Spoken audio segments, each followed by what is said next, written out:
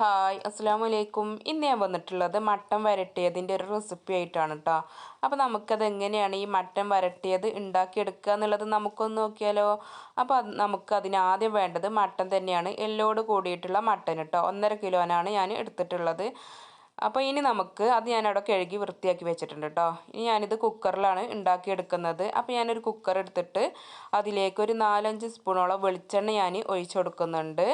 വെളിച്ചെണ്ണ ചൂടായി വരുന്ന സമയത്ത് ഞാൻ ഇതിലേക്ക് ഒരു 4 ഏലക്ക, അതേപോലെ തന്നെ 2-3 ചെറിയ കഷ്ണം പട്ട, ഒരു 4 ഗ്രാമ്പും കൂടെ ഞാൻ ഇട്ട് കൊടുത്തിട്ടുണ്ട്. അപ്പോൾ അതങ്ങനെ ഏലക്കായും പട്ടയും ഗ്രാമ്പും ഒക്കെ ആയിട്ടുണ്ട്. ഇനി നമുക്കിതിലേക്ക് വേണ്ടത് ചെറിയ ഉള്ളിയാണ് കേട്ടോ. ചെറിയ ഉള്ളി കുറച്ച് അധികം ആയാലും കുഴപ്പമൊന്നുമില്ല. ഞാനിപ്പോൾ ഇവിടെ ഏകദേശം ഒരു 20 എണ്ണം എടുത്തിട്ടുണ്ട് കേട്ടോ. 20 ചെറിയ ഉള്ളി ഞാൻ എടുത്തിട്ടുണ്ട്. ഇനി അധികം ആയാലും കുഴപ്പമൊന്നുമില്ല. അധികം ആകുമ്പോൾ നമ്മളെ കറിക്ക് ടേസ്റ്റ് കൂടുകയേ ചെയ്യുള്ളൂ കേട്ടോ. എന്നിട്ട് ഈ ചെറിയ ഉള്ളി നമുക്കൊന്ന് വഴറ്റിയെടുക്കാം. ഇതൊന്ന് വഴന്ന് വരുന്ന സമയത്ത് ഇനി നമുക്കിതിലേക്ക് വലിയ ഉള്ളിയും കൂടി ആവശ്യമുണ്ട് കേട്ടോ. അപ്പോൾ അതങ്ങനെ നമ്മുടെ ചെറിയുള്ളി ഇവിടെ നന്നായിട്ടൊന്ന് വഴന്ന് വന്നിട്ടുണ്ട് കേട്ടോ. അപ്പോൾ ഇനി നമുക്കിതിലേക്ക് ഒരു വലിയ ഉള്ളി അരിഞ്ഞത് അതും കൂടെ ഇതിലേക്ക് ഇട്ട് കൊടുക്കാം.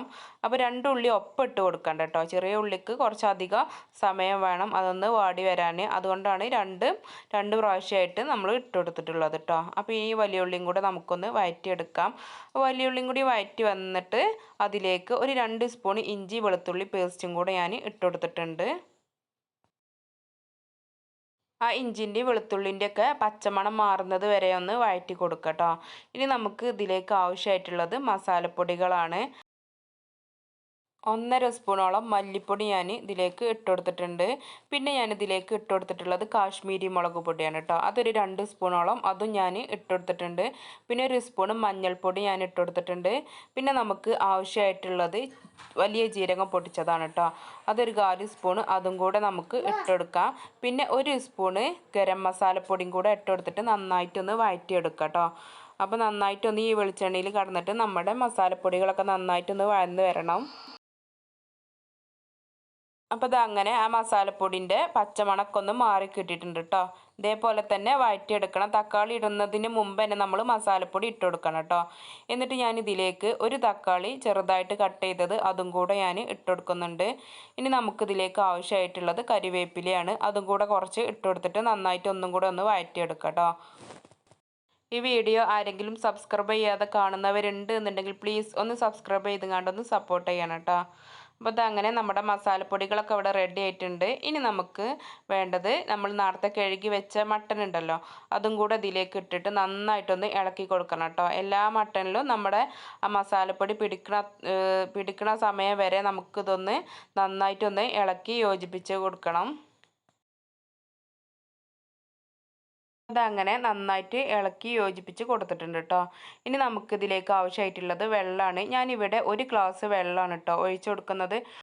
ഇത് വെന്ത് വരാൻ 1 ഗ്ലാസ് വെള്ളം തന്നെ മതിയാവും കേട്ടോ. അധികം ഒഴിച്ചു കൊടുക്കേണ്ട ആവശ്യമില്ല. കാരണം നമ്മളെ മട്ടനിലും അത്യാവശ്യം വെള്ളം ഉണ്ടാവും. അപ്പോൾ ഇതങ്ങനെ വെള്ളം കൂടി ഒഴിച്ചിട്ട് നമുക്ക് ഒന്നും കൂടെ ഒന്ന് മിക്സ് ആക്കിയിട്ട് കൊടുക്കാം. അപ്പോൾ ഇതാ കണ്ടില്ലേ. അപ്പോൾ നിങ്ങൾക്ക് ഈ മിക്സ് ആക്കി കൊടുക്കുന്ന സമയത്ത് വെള്ളം കുറവായിട്ടൊക്കെ തോന്നും. പക്ഷേ വെള്ളം ഒഴിച്ച് കൊടുക്കണ്ട കേട്ടോ.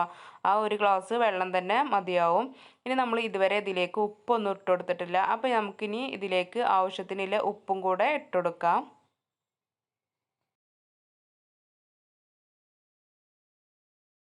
ഇനി നമുക്കിതൊന്ന് അടച്ച് വെച്ചിട്ടൊന്ന് വേവിച്ചിട്ട് എടുക്കണം കേട്ടോ. അപ്പോൾ 4 വിസിൽ അടിക്കുന്നത് വരെയാണ് നമുക്കിതൊന്ന് വേവിച്ചിട്ട് എടുക്കേണ്ടത്. ഒരു മീഡിയം ഫ്ലെയിമിൽ ഇട്ടിട്ടൊന്ന് വേവിച്ചിട്ട് എടുത്താൽ മതി കേട്ടോ. തീ അധികം ആവണ്ട. അപ്പോൾ അതങ്ങനെ ഞാനിവിടെ കുക്കർ അടച്ച് വെച്ച് കൊടുത്തിട്ടുണ്ട്. ഇനി ഒരു 4 വിസിൽ അടിച്ച് കഴിഞ്ഞിട്ട് അതിൻ്റെ പ്രഷറൊക്കെ പോയി കഴിഞ്ഞിട്ട് നമുക്കിതൊന്ന് ഓപ്പൺ ചെയ്ത് നോക്കാം കേട്ടോ. അപ്പോൾ അതങ്ങനെ ഇപ്പോൾ 4 വിസിൽ അടിച്ച് കഴിഞ്ഞിട്ടുണ്ട്. അതിൻ്റെ പ്രഷറൊക്കെ പോയി ഞാൻ തുറന്ന് നോക്കിയ സമയത്ത് ഇതേ കണ്ടില്ലേ, നമ്മുടെ മട്ടൻ ഇവിടെ നന്നായിട്ട് വെന്ത് വന്നിട്ടുണ്ട്. വെള്ളമൊന്നും അധികമല്ല കേട്ടോ. നമ്മൾ ഒഴിച്ചു കൊടുത്ത വെള്ളം കറക്റ്റായിരുന്നു. ഇനി നമുക്കിതിലേക്ക് ഉള്ളി ഒന്ന് വറുത്തിടണം കേട്ടോ. അപ്പോൾ അതിന് ഞാനിവിടെ ഒരു പാൻ വെച്ച് കൊടുത്തിട്ടുണ്ട്. ഇനി ആ പാനിലേക്ക് ഒരു 2-3 സ്പൂണോളം വെളിച്ചെണ്ണ ഞാൻ ഒഴിച്ചു കൊടുത്തിട്ടുണ്ട്. ഇനി നമുക്ക് ഇതിലേക്ക് ആവശ്യമായിട്ടുള്ളത് തേങ്ങാക്കൊത്താണ് കേട്ടോ. തേങ്ങാക്കൊത്ത് വേണമെന്നുണ്ടെങ്കിൽ ഇട്ടെടുക്കാം, അല്ല എന്നുണ്ടെങ്കിൽ ഒഴിവാക്കാം കേട്ടോ. പക്ഷേ തേങ്ങാക്കൊത്തും കൂടെ ഇടുമ്പോൾ ഇടയ്ക്ക് ഇങ്ങനെ കടിക്കുമ്പോൾ ഒരു ടേസ്റ്റാണ് കേട്ടോ. ഇനി നമുക്ക് ഇതിലേക്ക് വേണ്ടത് ചെറിയ ഉള്ളിയാണ്. ഞാൻ കുറച്ച് ചെറിയ ഉള്ളി ചെറുതായിട്ട് കട്ട് ചെയ്തത് അതും ഇട്ട് കൊടുത്തിട്ടുണ്ട്. പിന്നെ കുറച്ച് കരിവേപ്പിൻ്റെ ഇലയും കൂടെ ഞാൻ ഇട്ട് കൊടുത്തിട്ടുണ്ട് കേട്ടോ. അതൊന്ന് നമുക്ക് വാട്ടിയെടുക്കണം. കരിവേപ്പിൻ്റെ ഇലയും നമ്മളെ തേങ്ങയും അതേപോലെ തന്നെ ചെറിയ ഉള്ളിയൊക്കെ നന്നായിട്ടൊന്ന് വാടി വരണം. പിന്നെ ഞാൻ ഇതിലേക്ക് ഒരു പച്ചമുളകും കൂടെ അരിഞ്ഞത് അതും കൂടെ ഞാൻ ഇട്ട് കൊടുത്തിട്ടുണ്ട് കേട്ടോ. അപ്പം എന്താ അങ്ങനെ അത് ഉള്ളിയൊക്കെ ഇങ്ങനെ മൂത്ത് വരുന്ന സമയത്ത് നമ്മൾ മട്ടൻ വേവിച്ച് വെച്ചത് ഇതിലേക്ക് ഇട്ട് കൊടുത്തിട്ട് ഒന്ന് ഇളക്കി കൊടുക്കാം.